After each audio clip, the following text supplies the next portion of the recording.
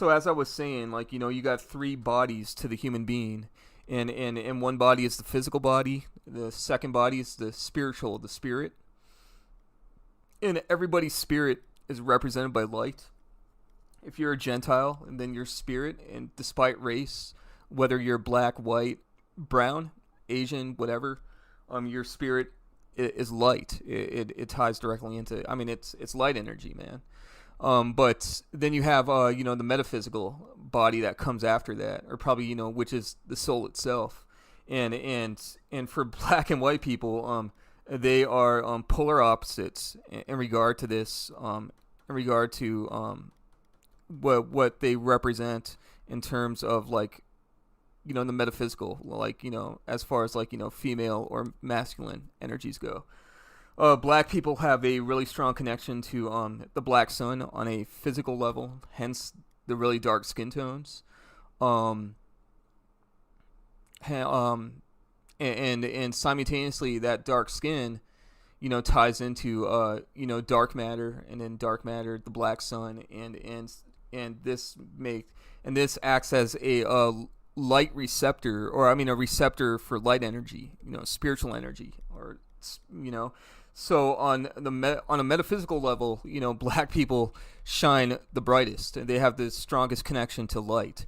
But that's not necessarily a good thing either, because they don't have any real connection to the female aspect of the soul, not at their core being, and female intelligence, that female aspect is important if you want to if you want to see past this matrix.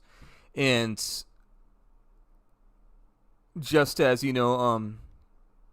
just as the masculine is, you have to have a direct connection to light energy, to the masculine, in order to really see past the system, this matrix.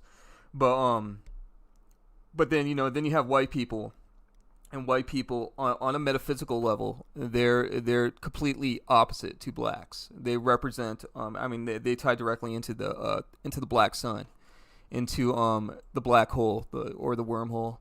And but on a mundane level, on a physical level, they have a connection to they have the strongest connection to light energy, the white sun.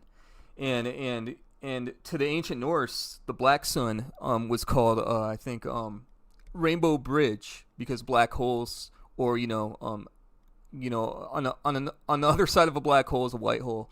And black, the color, it's not a color, but black in itself is the essence of where all color comes from.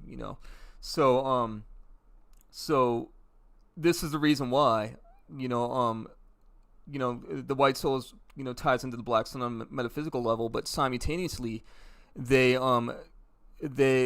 acts as a spiritual receptor in itself, that represents them on a physical level, on a mundane level. So they have the strongest connection to light on the physical mundane level, and this is the reason why they seem so bright, so smart within this matrix, within Plato's cave, coming up with technology and all that. It mainly comes from them. That's a literal part of their culture. But on a metaphysical level, they have no real connection to light, no real connection to occult power, no real connection to spiritual power, and this and this is the downside to being full-blooded white. And so both black people and white people, they represent two extremes in consciousness, but mainly more so the black woman does, and in the white man.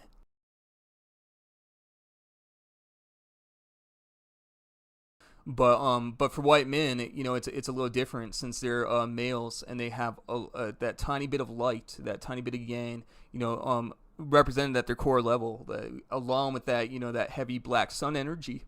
And so the white man represents an extreme form of consciousness within this matrix. And then the black woman, since the black woman has a very strong connection on a soul level with light, but also has that inherent connection to the black sun too, because of her female self. The female aspect is the black sun. And this also makes her an extreme consciousness, an extreme, one of the extremes within this matrix, and this is seen in the movie The Matrix itself too, believe it or not. Architect versus Oracle. So the architect in the Matrix was said to be the father of the Matrix, and he was a white man. And then the mother of the Matrix was said to be a black woman.